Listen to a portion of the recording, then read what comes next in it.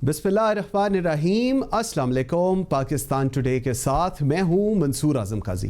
नाज़रीन, prime minister Imran Khan का ये दावा है, उनका ये ख्याल है, वो कहते हैं कि उस्मान बुज़दार काम कर रहे हैं लेकिन तशहीर नहीं हो रही। पहली हुकूमतें इतना सा काम करती थी और इतनी ज़्यादा उनकी चीज़ों की तशहीर होती थी, और यही वो वजह है जिसकी वजह से उस्मान बुज़दार की कारकर्दगी मीडिया भी कवर नहीं करता। मैंने सोचा कि क्या वजह है कि खान साहब ने ये सब कुछ कहा, तो मुझे याद आया कि जब पाकिस्तान तहरीक इंसाफ की पहली हुकूमत खैबर पख्तूनख्वा में बनी थी तो वहाँ पर परवेज़ खटक साहब चीफ मिनिस्टर बने, और जो टेन्योर वहाँ पर गुजारा गया उसके बाद खान साहब ने ये रियलाइज़ किया कि मैं जहाँ पर भी हुकूमत बनेगी मैनेज उस सूबे को इस्लामाबाद से किया जाएगा, और ये एक ओपन सीक्रेट है, इसमें कोई ऐसी ढकी छुपी बात नहीं है। सो पंजाब कहाँ से मैनेज हो रहा है, क्यों मैनेज हो रहा है, ये भी हम सबको पता है। सिमिलरली खैबर पख्तूनख्वा किस तरह मैनेज हो रहा है और कहाँ से हो रहा है, ये भी हमें पता है। सेकेंडली हम लोग बात करेंगे पंजाब के अंदर अपोजिशन कहती है, पीपल्स पार्टी कहती है, पीपल्स पार्टी का बड़ा स्ट्रॉन्ग व्यू पॉइंट है कि अगर तब्दीली का आगाज़ करना है तो पंजाब से करना चाहिए, जहाँ पर नंबर गेम को एड्रेस करना कोई बड़ा इशू अपेरेंटली नज़र नहीं आता। लेकिन मुस्लिम लीग नून इसके बड़े ख़िलाफ़ है। मुस्लिम लीग नून कहती है नहीं, अगर आपने चेंज लाना है तो आप सेनेट के अंदर से लेकर आएँ। अब पंजाब की अगर मैं बात करूं तो क्यों नहीं नून लीग को ये सूट करता, नून लीग को नहीं सूट करता कि शहबाज शरीफ हमज़ा आगे आ जाए, ये नून लीग को सूट नहीं कर रहा, या फिर ये मरियम नवाज़ को सूट नहीं करता। ये बड़ी अजीब सी सिचुएशन पे इस पे बात करेंगे अपने आज के प्रोग्राम में। आई एम वेरी ग्रेटफुल, मुझे ज्वाइन किया है राजा यासिर, हमारे प्रोविंशियल मिनिस्टर हैं पंजाब के, पाकिस्तान तहरीक इंसाफ को रिप्रेजेंट कर रहे हैं, one of the very vibrant person in PTI। मेरे साथ मुस्लिम लीग नून से सलमा भट्ट हैं, रुकन सूबाई असेंबली हैं, once again a very promising individual. और कराची से मुझे ज्वाइन कर रहे हैं सैयद अवैस कादिर शाह, प्रोविंशियल मिनिस्टर हैं, पाकिस्तान पीपल्स पार्टी को रिप्रेजेंट कर रहे हैं, और वेरी डाई हार्ट मैं कहूँगा of Pakistan Peoples Party. Very grateful for you जी, बहुत शुक्रिया आप सबका। सबसे पहले मैं आपको ये सुनाना चाहूँगा कि प्राइम मिनिस्टर इमरान खान ने क्या कहा, और उसके बाद सवाल मैं राजा यासिर हमायूं से शुरू करूँगा। Please watch this. इतनी आप काम कर रहे हैं, आपने वो काम किए जो कि पंजाब में क्या पाकिस्तान में और कोई सूबा नहीं कर रहा, लेकिन किसी को पता ही नहीं है, किसी को पता ही नहीं चलता कि आप क्या कर रहे हैं। लोग कहते हैं जी पंजाब तबाह हो गया, पंजाब में बर्बादी आ गई, और वो उसकी वजह ये कि अच्छे कामों में आप अपना नाम सामने लाना ही नहीं चाहते। आप चुप करके काम करते रहते हैं और लोग तनकीद करते हैं, ये है वो है वो है। आपको यानी पिछली जो हुकूमत थी वो इतना सा काम करती थी, इतनी प्रोजेक्शन थी, आप इतना काम करते हैं, आपकी इतनी सी प्रोजेक्शन है। सो देखें, ये जो आपने आज मुराद ये प्रेजेंटेशन दी, आपको पूरी तरह इल्म नहीं कि ये इसमें कितने बड़े काम किए आपने। राजा साहब मुझे बताएं, किसी को पता ही नहीं चलता आप लोग क्या काम कर रहे हैं। आप इतने अच्छे अच्छे काम करते हैं, खामोशी से काम कर रहे हैं आपके चीफ मिनिस्टर, और ना मीडिया को पता है, ना मेरे ख्याल में खान साहब को भी ये जब लाहौर विजिट हुआ था तभी पता चला था। क्या कहेंगे जी इस पे?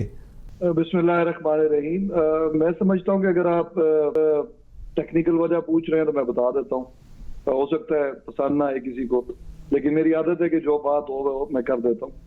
देखिए, आपने अगर अपना जो भी काम कर रहे हैं वो हाईलाइट करना है तो उसके लिए आपको एक बाकायदा स्ट्रेटजी की जरूरत होती है, और मैं समझता हूँ कि हमारी जो मीडिया स्ट्रेटजी है वो ठीक नहीं है।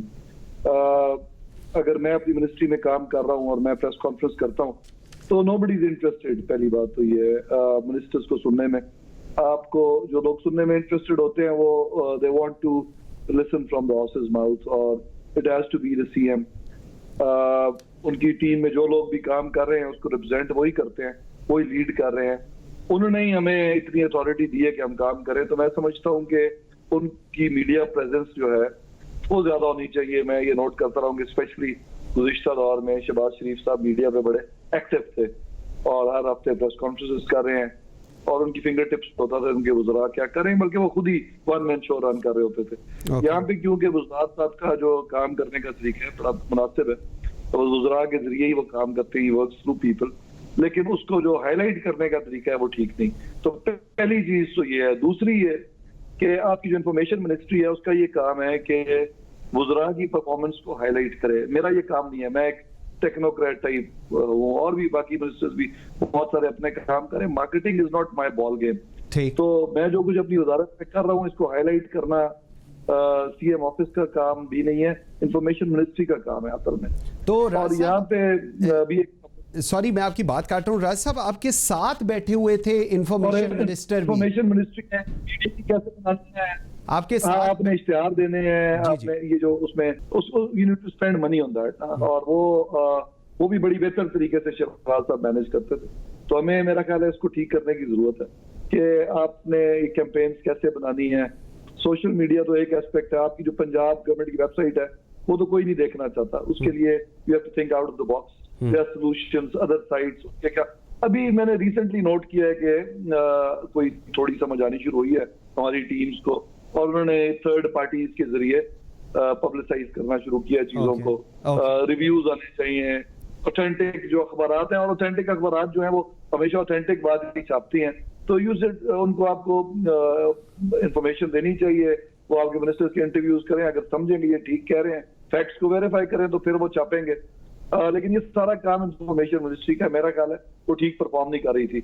मैं समझता हूँ इंफॉर्मेशन मिनिस्ट्री का कतई काम नहीं कि रोज प्रेस कॉन्फ्रेंस करे और ऑपोजिशन के खिलाफ तकरीरें करे, जो कि अनफॉर्चुनेटली होता चला आ रहा है हमारे गुज़िश्ता 3 साल। बिल्कुल ठीक है, बिल्कुल ठीक है। सलमा जी आपकी तरफ में आता हूँ, जरा बताइएगा आप लोगों को क्या लगता है, जो राजा यासिर हमायूं कह रहे हैं कि हम लोग उस तरह, जिस तरह इमरान खान साहब भी कह रहे हैं, जिस तरह शहबाज शरीफ साहब चीज़ों को हाईलाइट करते थे, बैनर्स पूरे लाहौर में लगे होते थे, पूरे पंजाब के अंदर हमने ये कर दिया, ये नहीं हो रहा, मार्केटिंग नहीं हो रही, वरना प्रोजेक्ट्स और ये सारी चीज़ें apparently हो रही हैं। That's the claim of the Prime Minister and the Provincial Minister also। जी अगर जो प्राइम मिनिस्टर साहब ने, आई डोंट नो वो उन्होंने किस तनाजुर में 3 साल कारकर्दगी को पेश करने की मतलब उनके अंदर इतना किस तरह से हौसला आया कि वो अवाम के सामने आके ये कहना चाहते हैं कि उन्होंने 3 साल में क्या कारकर्दगी दिखाई।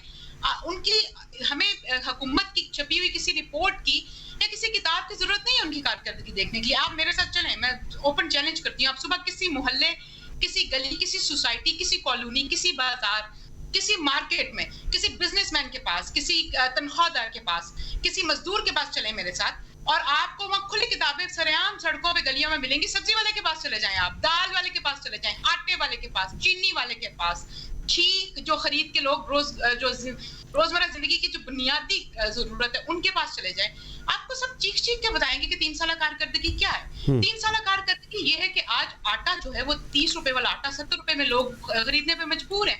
3 साल की कारकर्दगी बता रही है कि 53 रुपए वाली चीनी 120 रुपए में भी मिली, किलो में मिली। 3 साल कारकर्दगी बता रही है कि बहुत से ऐसे मौके हैं जब 15.5% फूड इन्फ्लेशन हुई इस मुल्क में। 3 साल कारकर्दगी जो है वो इनकी 3 साल कारकर्दगी की बदतरीन कारकर्दगी की बात करेंगे तो आपका शो खत्म हो जाएगा। लेकिन अगर आप इनकी कारकर्दगी में मुझसे कोई अच्छी बात जानना चाहेंगे तो मैं लाजवाब हूँ, मेरे पास देने के लिए आपको कोई एक जवाब भी नहीं है। मुझे बताएं कोई एक तरक्याती मंसूबा जो पीटीआई की हुकूमत ने खुद कंसीव किया हो और फिर खुद उसको अभी तक लाए हो, PC1 PC2 बना हो, जो खुद कंसीव किया हो, आई रिपीट, और फिर उसको इम्प्लीमेंटेशन में लेके गए हो, जहाँ कोई मिडिल में पहुंचा हो या कोई इस वक्त चल रहा हो। एक भी तरक्याती मंसूबा पीटीआई कंसीव ही नहीं कर सकी, क्योंकि इनके पास ना विजन था, ना कोई प्लानिंग थी। इनको भी पता है कि ये मुसल्लत किए हुए हैं, इनको भी पता है कि जब तक ये क्लचेस पे खड़े हुए हैं तब तक ये इनकी चलती रहेगी और ये इस तरह जो भी लोगों को। लेकिन दूसरी तरफ बात है कि आपकी रिपोर्ट्स जिनके टाइटल इंडियन वेबसाइट के इमेजेस को कैरी करके बनाए जाते हैं, वो रिपोर्ट्स जो हैं वो लोगों को पागल नहीं बना सकती। ये 3 साल कारकर्दगी की रिपोर्ट किसी को खाना नहीं खिला सकती।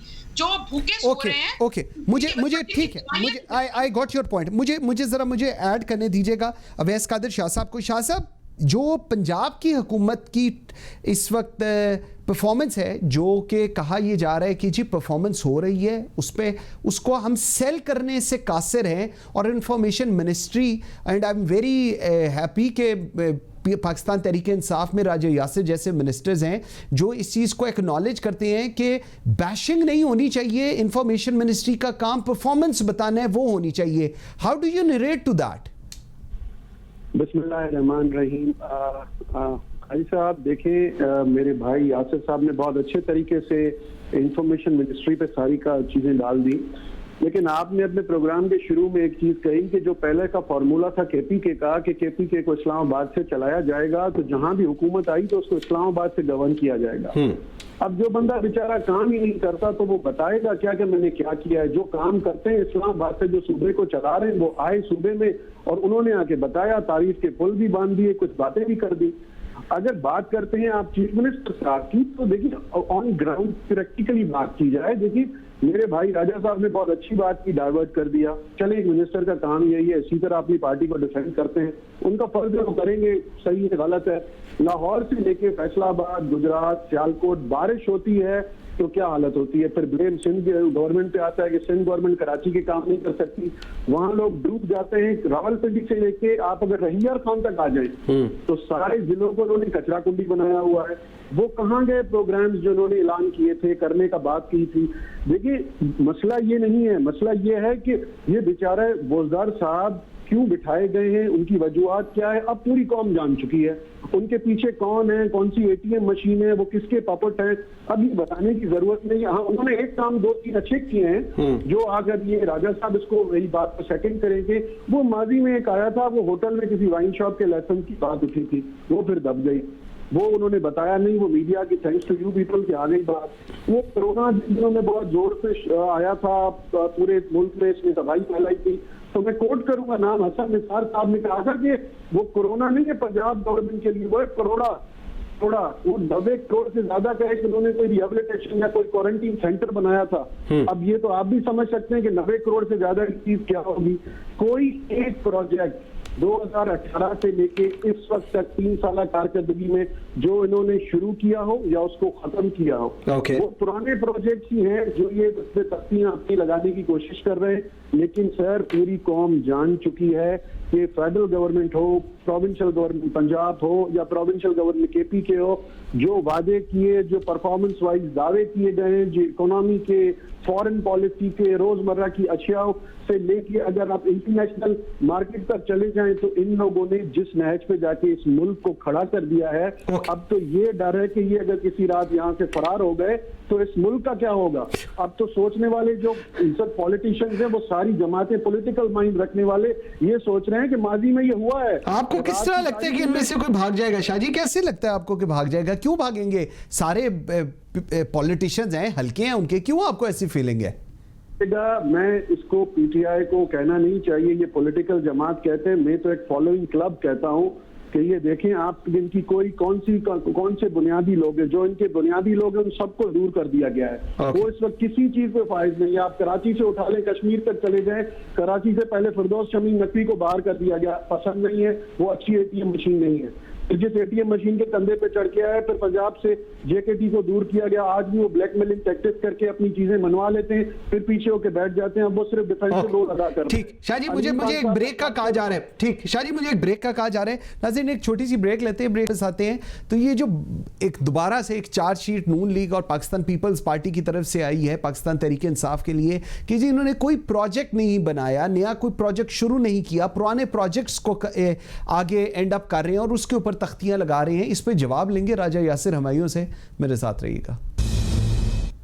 Welcome back after the break. जी राजा यासिर हमायूं साहब, आपके लिए सवाल छोड़ गया था पाकिस्तान, आप एक इस पर रिस्पॉन्ड भी कीजिएगा और सेकेंडली पहले आप इस पर रिस्पॉन्ड कर लें, उसके बाद मैं आगे चलता हूं आपके साथ। जी जनाब। देखिए आपने सवाल ये पूछा है कि क्या पीटीआई ने क्या अचीव किया है, क्या डेवलपमेंट प्रोग्राम्स है, तो लेकिन इसको जवाब देने से पहले मैं एक छोटी सी बात करूं। जो इकोनॉमी की बात की है, इसमें कोई शक नहीं कि महंगाई हुई है और ये लेकिन एक इंटरनेशनल फिनोमेना है। इस वक्त आप अगर दुनिया के इर्द गिर्द अपने इर्द गिर्द के ममालिक को देख लें तो तमाम मुल्कों में इन्फ्लेशन राइज पे है। पोस्ट कोविड जो इकोनॉमीज बाउंस बैक की हैं उसके लिए में इन्फ्लेशन बहुत हाई है और जो मैक्रो इकोनॉमिक इंडिकेटर्स आप छोड़ के गए थे गुज़िश्ता दौर के एंड पे, उनको देखें और उनका कंपैरिजन देखें, इंप्रूवमेंट हुई है लेकिन मैक्रो इकोनॉमिक इंडिकेटर्स में हुई है। जो आपका गरीब आदमी है उस वाकई वो स्ट्रेस में है और हम ये बड़ी अच्छी तरह समझते हैं कि अगर हमारे टेन्योर के एंड तक आपकी इकोनॉमिक ग्रोथ किक ऑफ ना हुई और लोगों को रिलीफ ना फील हुई तो ये हमारे लिए बड़ा डेट्रीमेंटल होगा।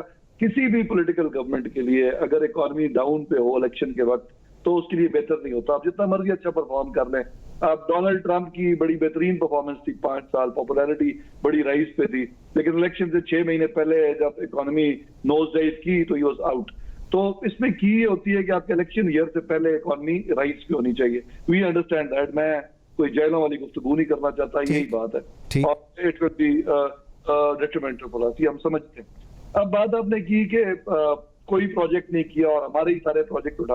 देखिए, एक छोटी सी बात पहले समझनी जरूरी है कि हम इस बात में बिलीव नहीं करते कि मेगा प्रोजेक्ट सिर्फ बड़े शहरों में लगा दिए जाएं और उसी का जो ड्रम बीट किया जाए। हम बड़े अरसे से, ये चकवाल एक छोटा सा जिला है और हम यही सुनते थे कि जी लाहौर में ये हो गया, मेट्रो बन गई। जो लाहौर जाता था उसको लगता था पेरिस पहुंच गया, लेकिन वो पेरिस तो नहीं, वेनिस वैसे लाहौर बन जाता है बारिशों के सीजन में।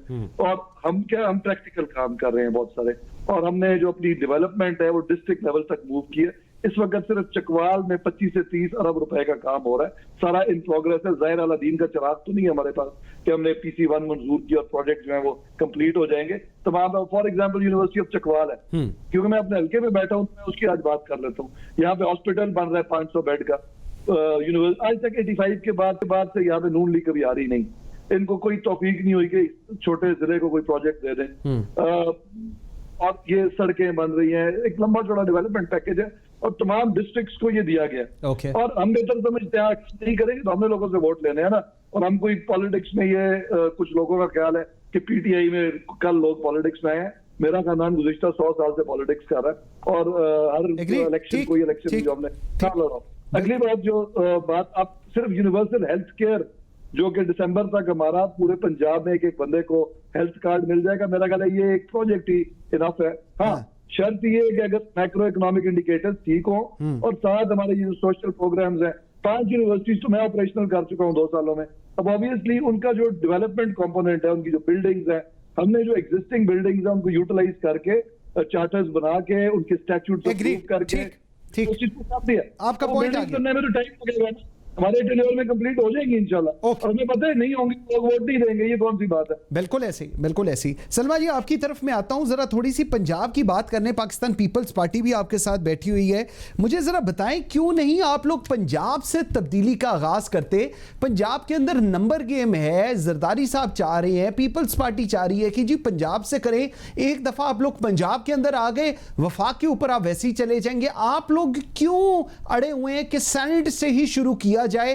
पंजाब सूट नहीं कर रहा अगर हमजा आगे आ जाए। दैट्स व्हाट एक बड़ी इंटरनल है कि जी हमजा सामने ना आ जाए, ये सूट नहीं करता। और पता नहीं क्यों नहीं सूट करता और किसको नहीं सूट करता।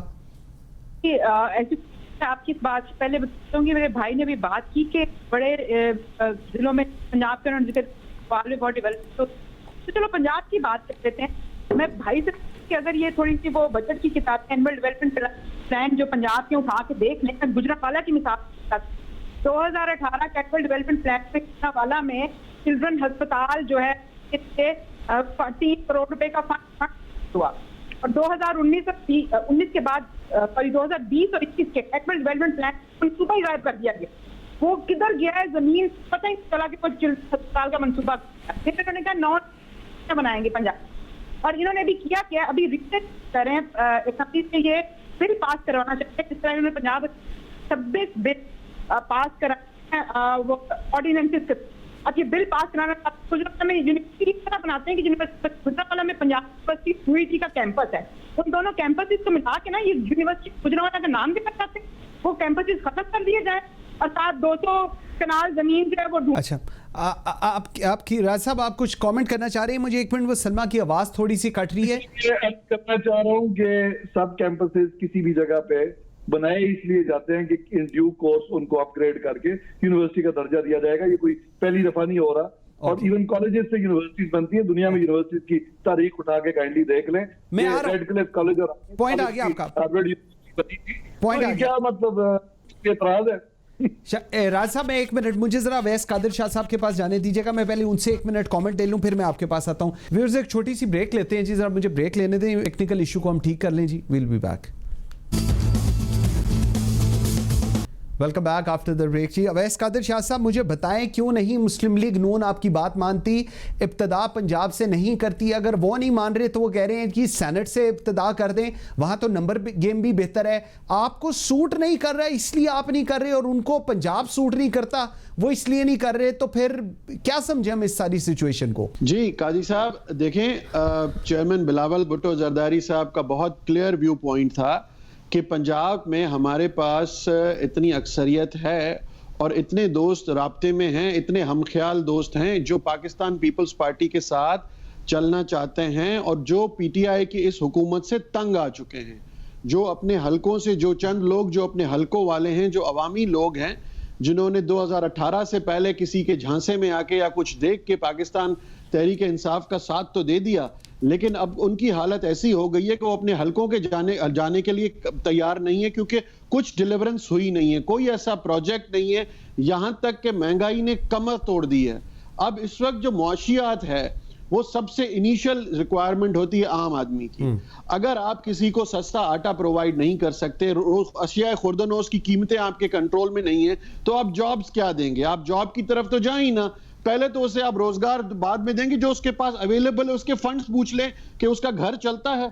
ये मेरा भाई राजा बैठा हुआ है, मैंने बहुत अफसोस है कि इनकी बात मैं सुन नहीं सका। कभी इन्होंने अपने स्टाफ से पूछा है कि जो पहले इनकी तनख्वाह थी, अब जो तनख्वाह है उसमें से उनका घर चल सकता है? क्या खान साहब ने या वजीर आला बोजदार ने पूछा है अपने लोगों से, कि अपने पीटीआई के कारकुनों से पूछा है कि इस वक्त भाई जो आपका पहले एक्सपेंस था अब आप उसमें गुजारा कर सकते हैं? देखिए, ये कुछ ऐसी वजूहात हैं जो पूरी कौम को पता चल चुका है कि जो वादे किए गए थे, जो ड्रामे दिखाए गए थे, जो बातें की गई थी, वो किसी भी हद तक नहीं पहुंची और अब टाइम भी नहीं है कि ये कुछ कर सके। तो पंजाब में इस वक्त बहुत काम करने की जरूरत है और बहुत से ऐसे लोग हैं कि अगर चेयरमैन बिलावल भुट्टो जरदारी साहब वहां पे जाएं, बैठें और नवाज शरीफ साहब, नून लीग उनका साथ दे, तो पंजाब में तब्दीली बहुत जल्द आ सकती है। लेकिन अफसोस के साथ कहना पड़ रहा है, बहुत अफसोस के साथ, कि समझ में नहीं आ रहा है कि मुस्लिम लीग नून क्यों स्पेस दे रही है पीटीआई को पंजाब में, क्यों रिलीफ प्रोवाइड कर रही है, क्यों उनकी रेस्क्यू कर रही है। वजह क्या है कि उनका रेस्क्यू करने का इस वक्त तक वजह समझ में नहीं आई। ठीक आ गया जी, आपका पॉइंट आ गया। राजा यासिर, सिचुएशन बड़ी क्लियर सी नजर आती है। नून लीग का पीपल्स पार्टी पे ट्रस्ट नहीं करी का, और पीपल्स पार्टी पूरी कोशिश के बावजूद नून लीग को कन्विंस भी नहीं कर पा रही। आपके लिए आज भी एक ओपन ग्राउंड है, जो आज से 3 साल पहले थी, आज भी शायद उसी तरह की एक ओपन ग्राउंड है पाकिस्तान तहरीक इंसाफ के लिए डिलीवर करने के लिए। पंजाब की अगर मैं बात करूं, कितने ऑप्टिमिस्टिक हैं आप खुद काम करते हैं, आपका काम नजर आता है, आपको लगता है कि पंजाब हुकूमत वाकई डिलीवर कर रही है? जी देखिए, मैंने पहले भी अर्ज किया ना कि सब चीजों की जो की है वो इकोनॉमी होती है, और अगर 2 साल में जो इकोनॉमिक चैलेंजेस हैं उसका हम जवाब देने पाए तो इंशाल्लाह कोई इशू ही नहीं है। यहाँ पे धड़े की पॉलिटिक्स होती है, और धड़े की जो पॉलिटिक्स है उसमें 2 धड़े हैं। एक नून के साथ है, जो एंटी नून का धड़ा है वो इस वक्त पीटीआई के साथ है, और मुझे नहीं लगता कि पीपल्स पार्टी वो टेक बैक कर सकेगी फौरी तौर पे। तो इसलिए मैं ये समझता हूं कि हमें सिर्फ अपने एक्ट को सीधा करने की जरूरत है पीटीआई को। जो इनकी प्रॉब्लम है, ये पीपल्स पार्टी जो सजेस्ट करती है कि पंजाब में चेंज ले आए, क्योंकि उनको सूट करती है पंजाब में चेंज, लेकिन नून लीग को भी सूट नहीं करती, काफ को भी नहीं करती। अगर वो नून लीग वालों को पता है कि उनका एक तो पार्टी के अंदर है, उनके जो भी इश्यूज हैं मुझे उन पे बात करने की जरूरत नहीं है, लेकिन उनको ये सूट नहीं करता कि कोई और आके सीएम बन जाए इस वक्त एट दिस पॉइंट। मेरा ख्याल है ये सूट करता है कि 2 साल पीटीआई को दें। इनके ख्याल में पीटीआई परफॉर्म नहीं कर पाएगी, इनका ये ऑब्वियसली ओपिनियन है। अगर ये जो जिस वजह से ये चेंज नहीं लाना चाहते पंजाब में, और 2 साल बाद फिर ये देखेंगे नेक्स्ट इलेक्शन को, तो ये स्ट्रैटेजी है पॉलिटिकल, मेरा ख्याल है ठीक है, और दैट्स व्हाई जो बिलावल साहब बात कर रहे हैं वो इनको बेतुकी लगती। सलमा, मुझे जरा बताइएगा, मैं पहले भी वो सवाल, वो आपकी आवाज फिर कट गई थी, पाकिस्तान मुस्लिम लीग नून को क्यों इशू है? अगर नून की ही हुकूमत बनती है इस वक्त पंजाब के अंदर और हमजा चीफ मिनिस्टर बनते हैं, या हमजा इज द, क्योंकि अपोजिशन लीडर वही है, तो क्या ये सूट नहीं करता पाकिस्तान मुस्लिम लीग नून को?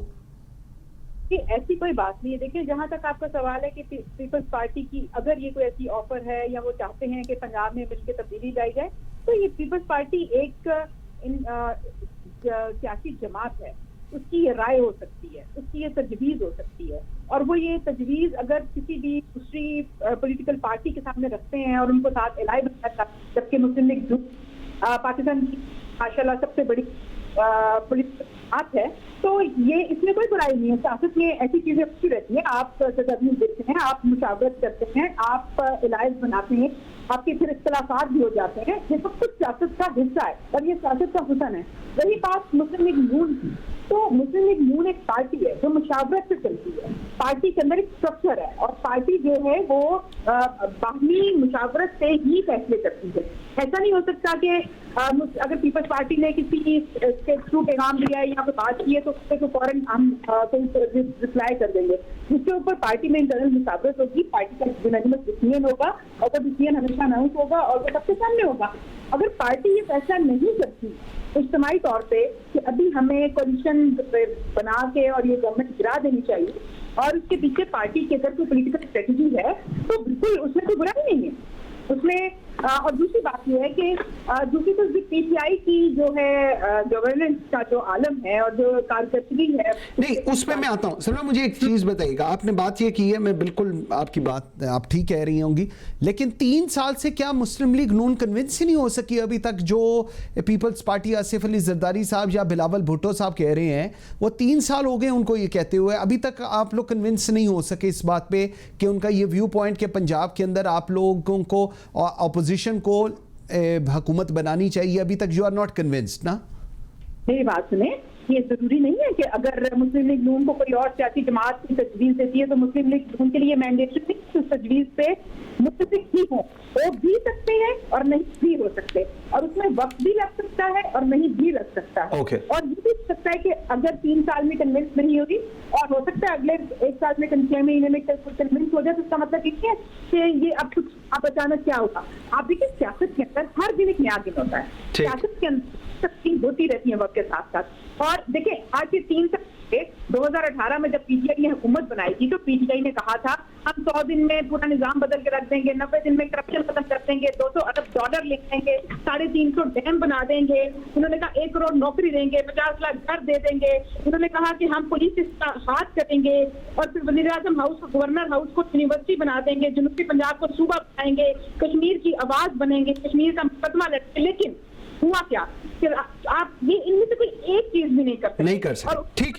ठीक बात की इन्होंने, मेरे भाई ने बात की कि इन्फ्लेशन की, कोविड की वजह से चीजें रिवर्स में ग्लोबली और इन्फ्लेशन फिट हुई जबकि इकोनॉमी वापस आई। तो मैं इनको याद कराती हूँ कुछ चीजों में क्या रावलपिंडी रिंग रोड के अंदर 130 अरब का घपला हुआ, इसके अंदर कौन सी इन्फ्लेशन थी जो मुझे जरा इसका जवाब लेने दीजिएगा जी, मुझे इसका जवाब लेने दीजिएगा। वैस कादिर शाह साहब अभी तक कनेक्ट नहीं हुए जी। राज साहब मुझे ये चीज़ बताएं, एक तो रिफॉर्म्स के ऊपर ज़रूर हमें बताएं कि रिफॉर्म्स क्यों नहीं हो सकी। इरशद साहब, डॉक्टर इशरत हुसैन साहब को आप लेकर आए, अब फिर उसके बाद उन्होंने मेरे ख्याल में छोड़ भी दिया है। रिफॉर्म्स का जो एक मैंडेट था, जिस नारे के साथ आप लोग आए थे, वो करप्शन के ऊपर बिल्कुल केसेस बने, उसके ऊपर इन्वेस्टिगेशन कमीशन सब कुछ हुआ, लेकिन कॉन्विक्ट होते हमने नहीं देखा लोगों को। ये 2 बड़े स्ट्रॉन्ग एलिगेशंस आपके लिए आते हैं, इस पे क्या आप रिस्पॉन्ड करेंगे?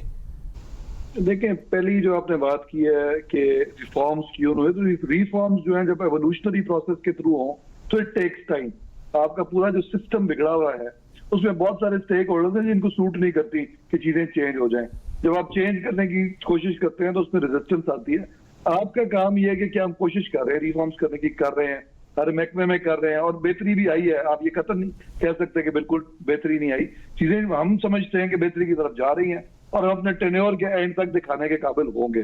That's why we are confident. आपने जो बात, इवन इकोनॉमिक रिफॉर्म्स जो हैं वो ठीक है, चेंजेस आई हैं, लोगों को प्रॉब्लम रही है, लेकिन उसके बावजूद उसकी आपके करंट अकाउंट डेफिसिट पे कितनी इंप्रूवमेंट आ चुकी है, आपके ट्रेड कितनी ऊपर जा चुकी है, आपके एक्सपोर्ट्स जो हैं वो आफ्टर लॉन्ग टाइम इस लेवल पे पहुंची है कि वो 25 बिलियन तक जा रही है। तो आपकी कुछ इंडस्ट्री के सेक्टर्स हैं, टेक्सटाइल है, कंस्ट्रक्शन है, उनको एक बूम मिला है। उसके अलावा आपके हेल्थ सेक्टर में हमने जो यूनिवर्सल हेल्थ कवरेज है वो तकरीबन सारा सिस्टम डेवलप कर लिया, वो आने वाला है। एक गरीब आदमी को ऑब्वियसली जो इन्होंने बात की मैं एग्री करता हूँ कि इन्फ्लेशन की वजह से बहुत प्रॉब्लम आ रही है और हमें उसका बहुत ज्यादा एहसास है। उसको टैकल करने के बहुत सारे तरीके होते हैं, उनमें एक तरीका ये है कि कुछ बेसिक सर्विसेज जिनमें हेल्थ प्राइमरी है, ज़ाहिर खाने के बाद सेकंड इंपॉर्टेंट चीज हेल्थ होती है, तो फूड इन्फ्लेशन की एहसास में कह रहा हूं हमें है, उसका will come up with solution with economic growth. लेकिन हेल्थ का जो हम यूनिवर्सल हेल्थ कवरेज देने जा रहे हैं ये एक बहुत बड़ा गेम चेंजर साबित होगा इंशाल्लाह। ठीक हो और हमने ये इस साल तमाम बजट उसके लिए एलोकेट कर दिया, वो आ रहा है मार्केट में। बाकी डेवलपमेंट की स्कीम्स मैंने आपको बताई, अगर मैं यहाँ भी शुरू कर दूंगा तो आपका प्रोग्राम खत्म हो जाएगा। ठीक, मुझे जरा अवैस कादिर शाह साहब के पास। शाह साहब पहले मुझे आप, मैं सॉरी वो बात में मेरे निकल गया, बताइएगा Korangi Mehran town chemical factory में जो आतिशज़दगी हुई है जिसके अंदर 17 लोग मारे गए हैं और वहां पर जब अभी पता चला है तो उनकी जो फायर ब्रिगेड की एक गाड़ी पहुंची, दूसरी पहुंची नहीं और वहां पर कोई एग्जिट डोर नहीं था। शाह जी ये तो एक दफा दोबारा बल्दिया की तरह का एक सानिया हो गया कराची के अंदर जी।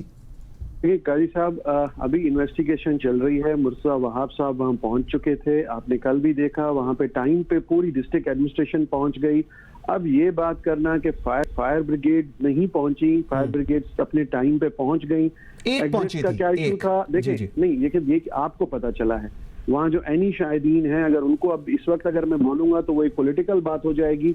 वहां पे जो एनी शाहिदीन है उन्होंने सब ने बताया कि पूरा अमला पहुंच चुका था, फायर ब्रिगेड्स भी पहुंची थी जी। बिल्कुल इस बात को देखा जा रहा है कि इमरजेंसी एग्जिट्स क्यों बंद थे, खिड़कियां क्यों सील्ड ऑफ थी, ये इस पे इन्वेस्टिगेशन हो रही है और रिपोर्ट जल्दी सामने आ जाएगी। देखिए बर वक्त एम्बुलेंसेस भी पहुंच गई, रेस्क्यू अमला भी पहुंच गया, जितना हम कर सकते थे किया। अब अल्लाह ताला रहम फरमाए, कोशिश तो यही होती है कि इस किस्म के हादसात ना हो। काजी साहब देखें आज वही सीन हुआ है 2018 में 25 जुलाई को जिस तरह पीटीआई की हुकूमत छुप के बच के निकल गई और सिलेक्ट हो गई, तो आज यही हुआ है कि राजा साहब की नौकरी पक्की हो गई और मैंने इतनी देर उनकी कोई बात नहीं सुनी और उनको कोई जवाब नहीं दे पा रहा, उन्होंने नौकरी पक्की कर ली अपनी। इन्होंने आज देखें आज नौकरी पक्की हो गई उनकी और देखें आज वही हुआ है कि वो बच के निकल गए। अब ये इन्फ्लेशन की बात बता रहे थे, ये कर रहे थे, मैं सिर्फ इतना कह दूं कि कम से कम अपने फेडरल मिनिस्टर्स को समझा दें और कुछ सिखा दें, वरना कहीं से ट्रेनिंग दिला दें फवाद चौधरी जैसों को कि जो आके कहते हैं कि महंगाई कोई मसला नहीं है, महंगाई कोई मसला नहीं है, हमारे लिए मसला कुछ और है। भाई गाड़ियां मोटरसाइकिलों की बढ़ जाती है तो उससे आप क्या साबित करना चाहते हैं कि दूध की नदियां बह गई? घी पिछले 70 साल में घी की प्राइस 155 रुपए थी और इन 3 सालों में 310 पे पहुंच गई। 310। अब आपने कौन सा मसला हल कर लिया? आप अपने कारकुनों से कभी ये कन्वेंशन तो करके पूछ लें कि आप बताएं कि महंगाई मसला है या आपकी गाड़ियां बेचना, आपके फॉरेन रिजर्व। आप देखिए, चलें एक और बात कह देता हूं इनको जाते जाते, आपका तो टाइम खत्म हो रहा है शो का जी। एक ऐसा एरिया है जिसमें ज्यादा पैसे भी खर्च नहीं होते, जिसमें ज्यादा कोई आपको मेहनत भी नहीं करनी पड़ती, सिर्फ अकल और जहानत और एक पॉलिटिकल अक्यूमेंट चाहिए, पॉलिटिकल आपको विल चाहिए उसमें। जो है फॉरेन पॉलिसी जो आपकी बुरी तरह फेल हो चुकी है, वो तो आप 3 सालों में कुछ करना चाहिए। वो कह रहे हैं कि उनकी सबसे ज्यादा चलती फॉरेन पॉलिसी है, उन्हीं की तो फॉरेन पॉलिसी चल रही है। आप फॉरेन पॉलिसी कश्मीरियों का केस आपने क्या लड़ा है, कितने कश्मीरी हमारे मजालिम सह रहे हैं। शाह जी पहली दफा तो सिविल मिलिट्री रिलेशनशिप एक पेज के ऊपर आए हैं, आपको पता नहीं कौन सी फॉरेन पॉलिसी लग रही नहीं है। माफ कीजिएगा, ये सिविल मिलिट्री 2 नाम यूज ना करें, कोई एक यूज करें, इनमें से कोई एक नाम रखें, एक पेज मिलिट्री ना करें। अच्छा मुझे जरा शाह जी मुझे जरा राजा साहब का इसमें जवाब दीजिएगा कोई भी प्लीज माफ। शाह जी 1 सेकंड मेरे साथ रहिएगा। शाह जी 1 सेकंड जी शाह जी को 2 बातें बताना चाहता हूँ जाने से पहले जी। एक तो इन्होंने कहा कि फवाद चौधरी साहब की तो ट्रेनिंग वो पीपल्स पार्टी है, तो जो ट्रेनिंग है वो सियासी ट्रेनिंग लेके आए हैं, बड़ी अच्छी पीपल्स पार्टी बड़ी अच्छी जमात है, वहीं से आए हैं होके ट्रेनिंग ली। दूसरा पॉलिटिकल ह्यूमन बात कर रहा है तो जरदारी साहब को मैं दाद देना चाहता हूँ। चले अच्छा हुआ मान लिया मेरे भाई ने कि आपके पास लोग भी हैं। ह्यूमन को देख के आपके पास आया, खराब हो गया। अब हम तो यही हमने तो बड़ा अच्छा सिखाया था, पॉलिटिकल ट्रेनिंग दी थी, आपके बीच में आया खरबूजा ने खरबूजे को देख के रंग पकड़ लिया, पता नहीं क्या हो गया। कुरैशी साहब हमारे पास थे, बड़े अच्छे थे, अब उनको पता नहीं किसके कहने पे चल रहे हैं, किसकी स्क्रिप्ट पे चल रहे हैं, किसका लिखा हुआ। अच्छा शाह जी, आपके पास अगर थे शाह महमूद कुरैशी साहब और फवाद चौधरी साहब तो वो अच्छे थे, आज वो खान साहब के साथ है तो वो अच्छे नहीं है, ये क्या आपने इसका मंतक बताइए जी? हमने तो सिर्फ ये किया कि जब अच्छा भला पोजीशन होल्डर लड़का निकलता है स्कूल से पढ़ के तो वो जीनियस होता है, वहां पे पोजीशन लेता है। अच्छा, वो किस एरिया में जा रहा है और उसको गिरदो नवा में कंपनी कौन सी मिलती है। तो अच्छा ठहर जाए शाह जी, एक मिनट अब ठहरे, मुझे जरा एक सेकंड शाह जी, मेरे पास टाइम बिल्कुल खत्म हो गया, एक minute. Okay okay Shah ji, मुझे बताएं जरा, राजा साहब आपके पास आगे फवाद चौधरी साहब और शाह महमूद साहब वो कह रहे हैं खराब हो गए हैं, उनके पास बहुत इफेक्टिव थे और काम भी करते थे जी। अगर कारी को एक सेकंड आप मुझे मौका दें। जी जी राजा यासिर साहब। जरदारी पॉलिटिकल ह्यूमन को बता दूंगा जिन्होंने शहीद जुल्फिकार अली भुट्टो की पार्टी का पंजाब से सफाया कर दिया सिर्फ 5 साल टेन्योर में। तो अगर इसको पॉलिटिकल ह्यूमन कहते हैं तो मैं अल्लाह मुझे इससे दूर रखे से क्यों। ठीक हो गया Raja Yasir Humayun, thank you very much जी। Salma Bhatt thank you very much जी। सैयद अवैस कादिर शाह साहब बहुत शुक्रिया जी, आपसे डिस्कशन बड़ी हीटेड होती है और मेरे ख्याल में यही जमहूरियत का हुस्न है कि आप अपनी डिबेट करें और डिबेट लॉजिकल होनी चाहिए, ना कि जातियात पे होनी चाहिए। आई एम हैप्पी कि हम एटलीस्ट उस डिबेट की तरफ अब जरूर जाते हैं जो लॉजिकल होती है और इश्यूज रिलेटेड होती है, ना कि इंडिविजुअल होती है। Thank you very much for watching Pakistan today. बशर्ते जिंदगी आपसे मुलाकात होगी कल। मुझे मंसूर आजम काजी को इजाजत दीजिए। अल्लाह हाफिज।